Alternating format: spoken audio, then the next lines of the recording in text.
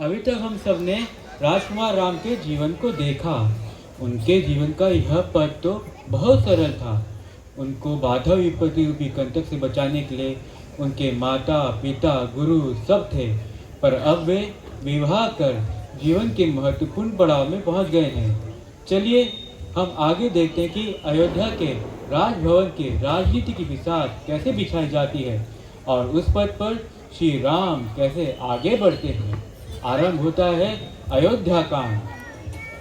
चारों राजकुमार अब युवक हो गए थे। उनके गुणों की चर्चा पूर्णिमासी किरणों से चारों ओर फैल रही थी। जय श्री राम।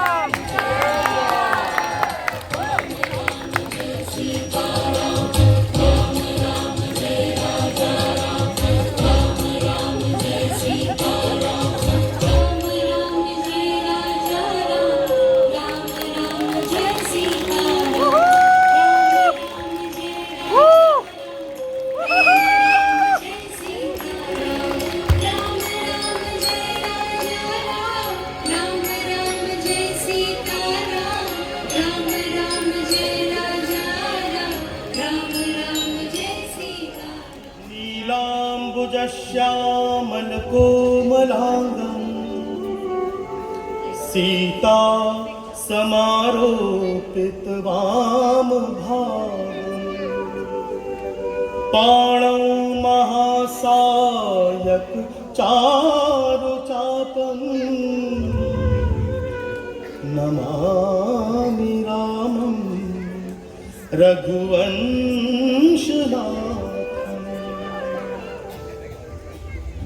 एक दिन अवसर पाते ही कुटिल मंथरा कैकेयी के विष में मन में विष भरने की मंशा से उनके भवन गए। सुना मंथरा, हम सबके प्रिय पुत्र राम राजा बनने वाले हैं। मैं कब से इस शुभ घड़ी की प्रतीक्षा कर रही थी। आज तो मैं बहुत प्रसन्न हूँ। महारानी कैकेयी, राम के राजा बनने में आपकी प्रसन्नता का कारण मेरी समझ से बाहर है। आपके पुत्र भरत का नहीं, महारानी कौशल्या के पुत्र राम का राज तिलक हो रहा है। राम भी तो मेरा ही पुत्र है। इस बात पर मैं क्यों न प्रसन्न हूँ? तू कैसी बात करती है मंथरा? अरे महारानी कैकेयी, आप ना बहुत भोली हैं।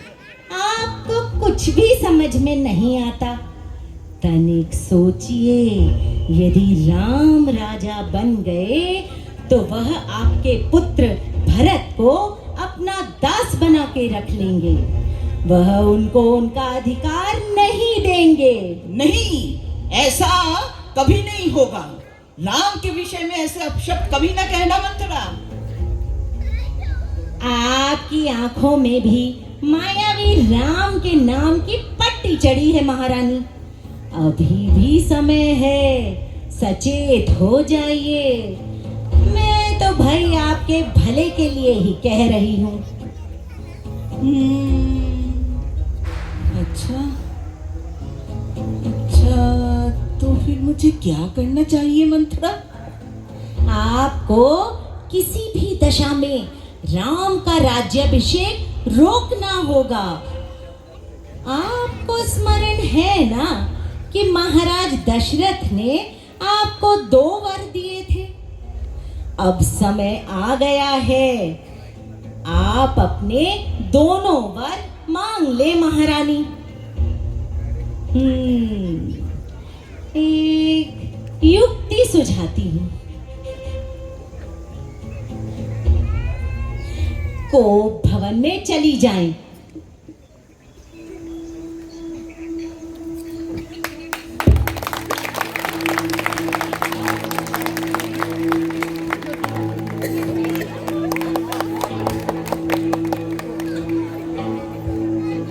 महारानी कैकेयी पुत्र मोह में पड़कर कुटिल दासी मंथरा के बहकावे में आ जाती है।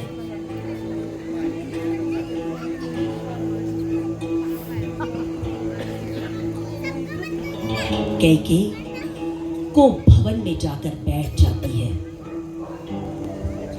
महाराज दशरथ को जब पता चलता है, वे महारानी कैकेयी को ढूंढते हुए को भवन पहुंचते हैं। क्या हुआ महारानी कैकेयी? आप यहाँ इस तरह क्यों हैं?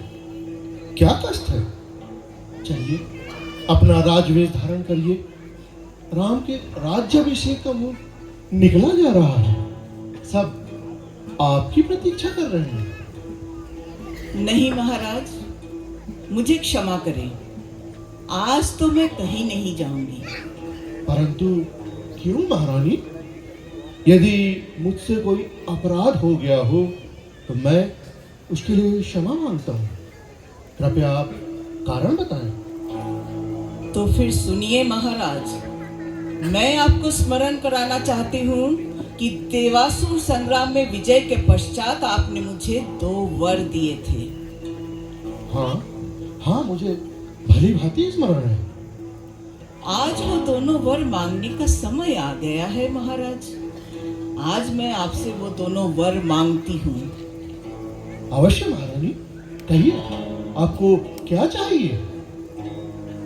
मेरा पहला वर है, राम के स्थान पर मेरे पुत्र भरत का राज्याभिषेक हो और वो आपका उत्तराधिकारी बने। और दूसरा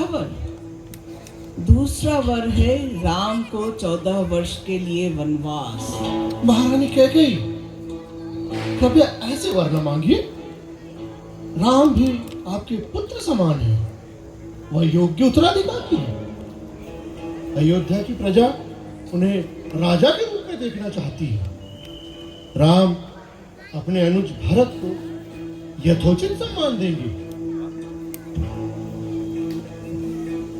महाराज, मेरे मांगे हुए दोनों वर अटल है। अब यह आपका दायित्व है कि आप अपना वचन निभाते हैं या नहीं। रघुकुल रीति सदा चली आई, प्राण जाए पर वचन न जाई। यह सुनकर दशरथ अचेत हो जाते हैं। महाराज की अस्वस्थता का समाचार पूरे महल में फैल जाता है। राम दौड़े दौड़े आते हैं और पिता को भूमि पर अचेत देखकर अत्यंत दुखी हो जाते हैं।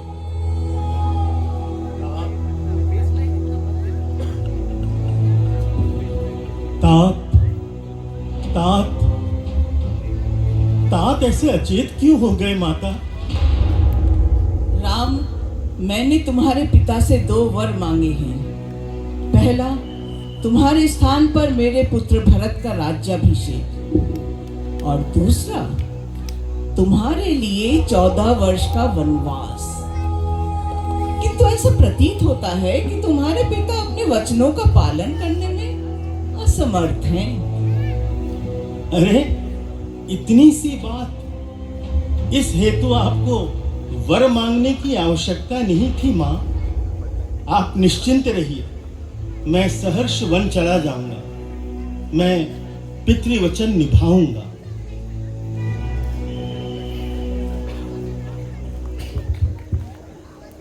आर्यपुत्र, मैं आपकी सहधर्मिणी हूँ, मैं भी आपके साथ चलूंगी।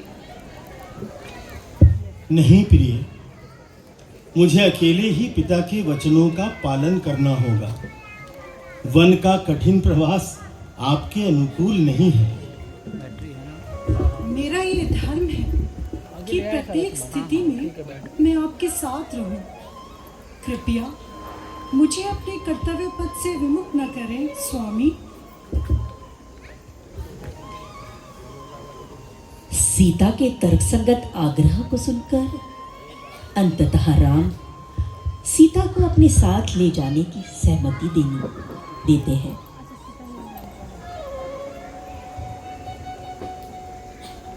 जब लक्ष्मण को राम और सीता के वन प्रस्थान की सूचना मिलती है, वे शीघ्रता से राम और सीता के समक्ष आ जाते हैं। भ्राता, मैं तो आपका अनुज हूँ। आप वन में कष्ट पाएं और मैं राजमहल में सुखपूर्वक रहूं, यह कदापि संभव नहीं। मैं भी आपके साथ चलूंगा। राम अपने अनुज के हट करने पर उन्हें भी अपने साथ चलने की अनुमति दे देते हैं। माता, अपने पुत्र को आशीर्वाद दीजिए कि वो पिता के वचनों का पालन कर सके। 14 वर्ष तो देखते देखते बीत जाएंगे माँ। धीरज धरो, मुझे आज्ञा दो माँ।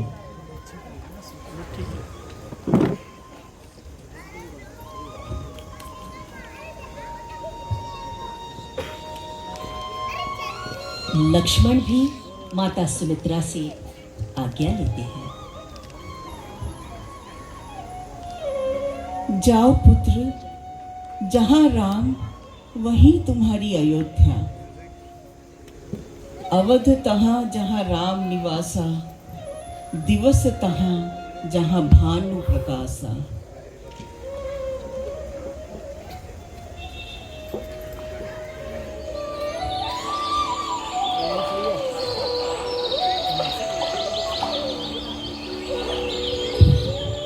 राम, लक्ष्मण एवं सीता गंगा नदी के किनारे पहुंचते हैं।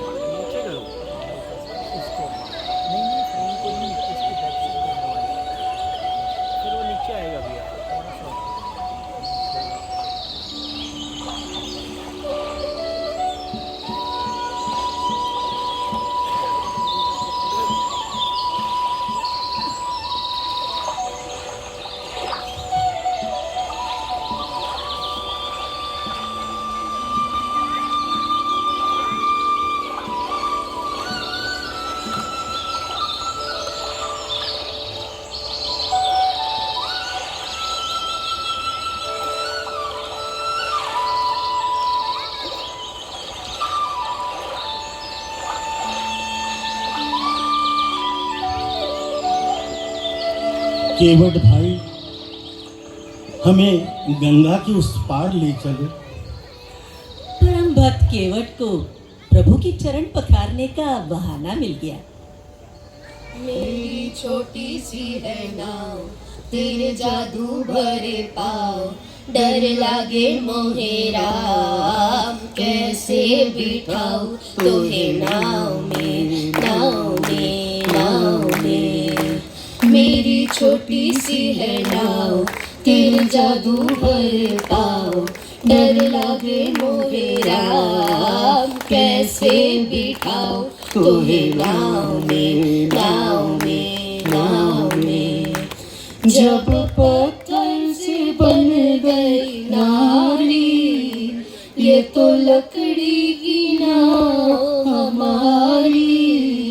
करूँ यही रोजगार, पालूं सारा परिवार, सुनो सुनो जी सरकार, कैसे बिठाऊं तोहे नाव में, नाव में, नाव में। एक मानो तो बात बताऊं, तेरे चरणों की धूल मिटाऊं, मेरा संशय हो जाए दूर, अगर तुम्हें हो मंजूर, बात मेरी ये हुजूर, तब तो बिठाओ तोहे नाव में, नाव में, नाव में। बड़े प्रेम से चरणों को धोया, पाप जन्म जन्म का खोया, हुआ बड़ा ही प्रसन्न कर राम दर्शन, सब सिया और लखन, अब वो बिठाओ तोहे नाव में, नाव में, नाव में।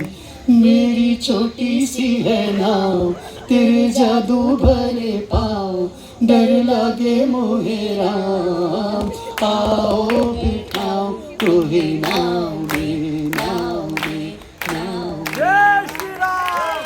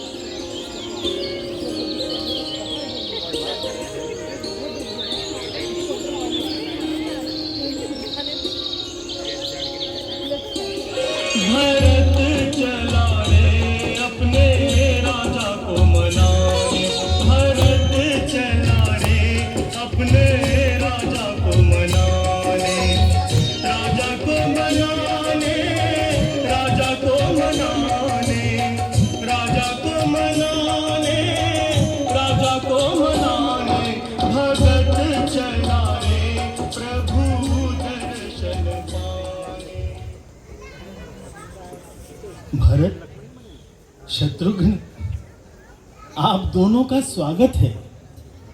भरत श्री राम के चरणों में लिपट कर रोने लगते हैं।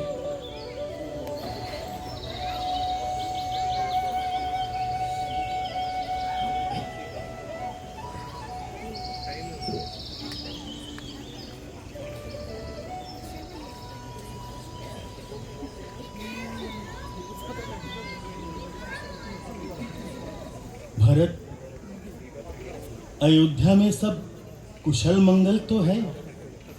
नहीं भैया, वहाँ कुछ भी मंगल नहीं है।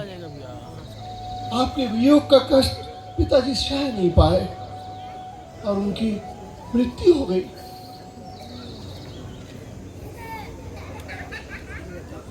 चारों ओर दुख ही दुख है। चलिए भैया, हम आपको वापस ले जाने के लिए आए हैं। सुनहु भरत भाभी प्रबल, बिरखी कहे उमनी नाथ, हानि लाभ जीवन मरण, जस अपजस विधिहा।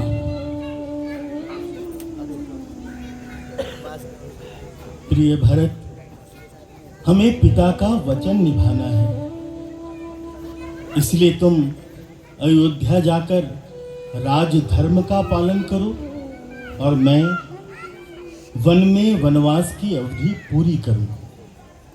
तुम्हारे अयोध्या में रहने से मैं यहाँ निश्चिंत रहूंगा।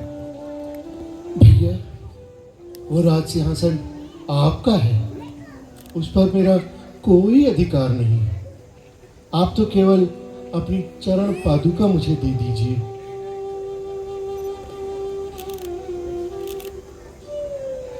मैं इसे ही राज सिंहासन पर रखकर प्रजा की देखभाल करूंगा, किंतु मैं स्वयं राजमहल से दूर नंदीग्राम में सन्यासी की तरह रहूंगा।